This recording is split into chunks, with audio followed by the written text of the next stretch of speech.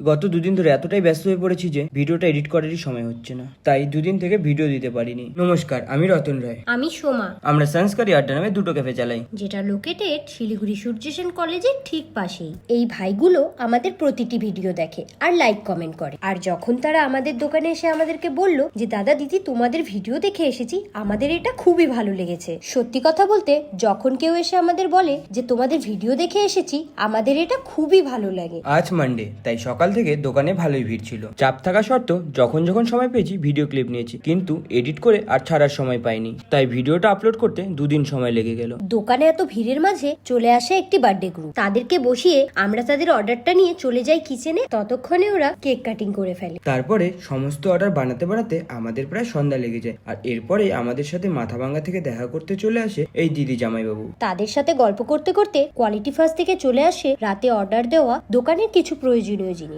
আজকের ভিডিওটা এখানে শেষ করছি। যদি ভালো লাগে অবশ্যই লাইক কমেন্ট শেয়ার করে দিও।